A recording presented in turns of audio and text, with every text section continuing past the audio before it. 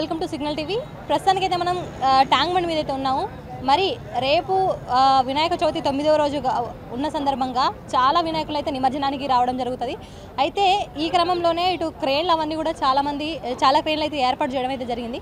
ఒకసారి కనుక మనం విజువల్స్లో చూసుకున్నట్లయితే ఇప్పుడు మేమున్న ప్లేస్లో దాదాపు ఒక 9 క్రేన్లు అనేవి ఉన్నాయి.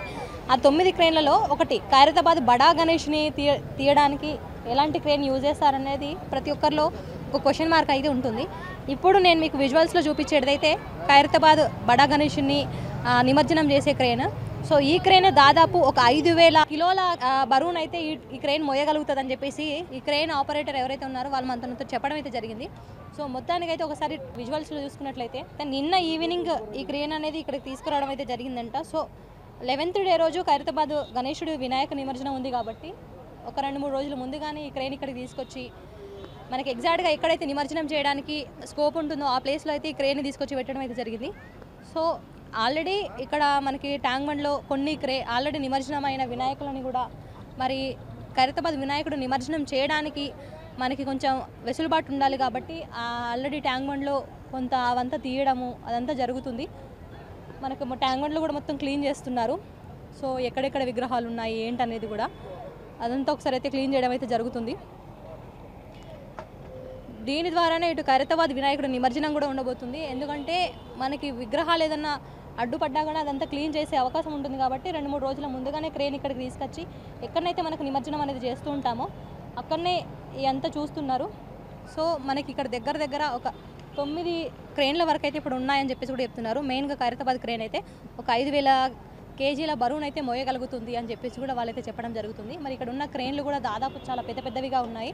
ఎందుకంటే ఖైరతాబాద్ వినాయకుడే కాకుండా అటు బాలాపూర్ వినాయకుడు అలాగే ఇంకా చాలా ప్లేసెస్లలో కూడా వెడల్పు ఎక్కువగా ఉండే హైట్లో కాకుండా కానీ వెడల్పులో ఎక్కువగా ఉండే టైప్లో వినాయకులను అనేది పెడుతూ ఉంటారు. సో అవి చాలా బరువు ఉంటాయి.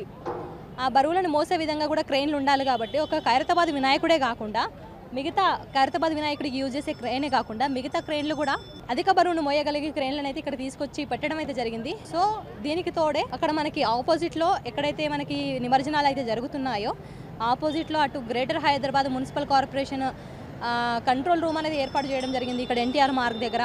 అలాగే కమాండ్ కంట్రోల్ రూమ్ కూడా ఏర్పాటు చేయడం జరిగింది. సో ఇదంతా మెయిన్ రోడ్ మీదే జరుగుతుంది కాబట్టి రేపు 9వ రోజు కాబట్టి మెయిన్గా ఇక్కడ రోడ్ అంతా బ్లాక్ చేస్తారు.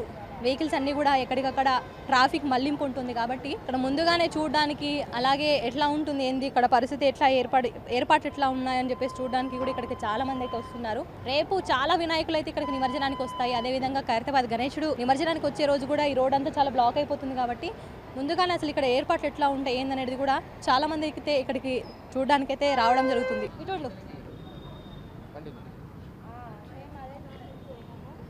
సో 11వ రోజు ఖైరతాబాద్ వినాయకుడు నిమజ్జనం కూడా ఉండబోతుంది కాబట్టి అలాగే క్రేన్ కూడా 2-3 రోజుల ముందుగానే ఇక్కడ తీసుకొచ్చి పెట్టడం అయితే జరిగింది. మరి అదేవిధంగా నిమజ్జనం ఎక్కడ చేయాలి, ఏ ప్లేస్లో చేయాలి, నిమజ్జనం చేసే ప్లేస్లలో కూడా మొత్తం క్లీన్ చేస్తున్నారు. ఇంతకుముందుకు నిమజ్జనం చేసిన వినాయకులను కూడా తీసి పక్కకు జరపడం ఈ విధంగా అయితే అక్కడ పరిస్థితిని అయితే వాళ్ళు చూస్తున్న పరిస్థితి. అయితే దీనికి సంబంధించి కూడా ఈ క్రేన్ అలాగే నిమజ్జనం ఏర్పాట్లు ఎంతమంది జనాలు వస్తారు ఏందనేది కూడా ఒకసారి తెలుసుకునే ప్రయత్నం అయితే చేద్దాం. ఇక్కడ ఉన్న జనాలతో మాట్లాడే ప్రయత్నం చేద్దాం.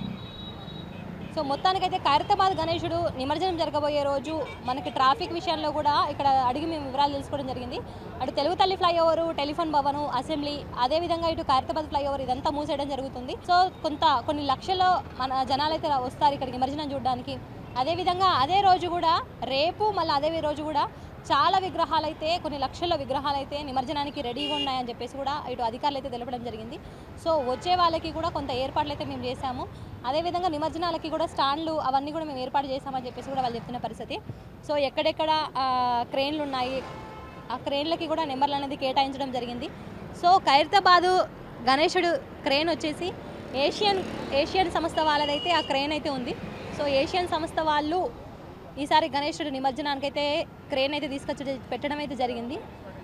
అయితే వినాయకుడి నిమజ్జనం కూడా జరిగే టైంకి ఇక్కడ పోలీసులు భారీ బందోబస్తు ఏర్పాటు చేయడం ఇప్పటి నుంచెల్లే కూడా ఇక్కడ కమాండ్ కంట్రోల్ దగ్గర నుంచి కూడా అధికారులు ఇక్కడికి వచ్చి సో ఉన్నవన్నీ కూడా అంటే ఇక్కడ నిమజ్జనానికి మిగతా రోజులలో నిమజ్జనాలు ఏ విధంగా జరుగుతున్నాయి ఏందనేది కూడా అధికారులు అయితే ఇక్కడ ఉండడం అయితే జరుగుతుంది. సో ఇటు హైదరాబాద్ సిటీ పోలీసులు కూడా పరిస్థితులను అయితే పర్యవేక్షిస్తున్నారు. బారికేడ్లు అనేది ఏర్పాటు చేయడం అయితే జరుగుతుంది. సో ఇంకా ఖైరతాబాద్ అన్ని గణేషుల కంటే ఖైరతాబాద్ గణేశుడు నిమజ్జనం రోజు చాలా మంది వస్తారు కాబట్టి ముందుగానే బారికేడ్లు ఏర్పాటు చేయడం జరిగింది. సో ఆ రోజు ట్రాఫిక్ మళ్లింపులు అదేవిధంగా జనాలకి ఏ విధంగా ఏర్పాట్లు ఉన్నాయనేది కూడా చెప్పడం అయితే జరిగింది. మొత్తం 4 వేస్ నుంచి అయితే ఈ యొక్క ట్రాఫిక్ మళ్లింపులు ఉంటాయి. అదే రోజు కొన్ని లక్షకు పైగా విగ్రహాలు అయితే నిమజ్జనానికి సిద్ధంగా ఉన్నాయని అయితే మనకున్న సమాచారం.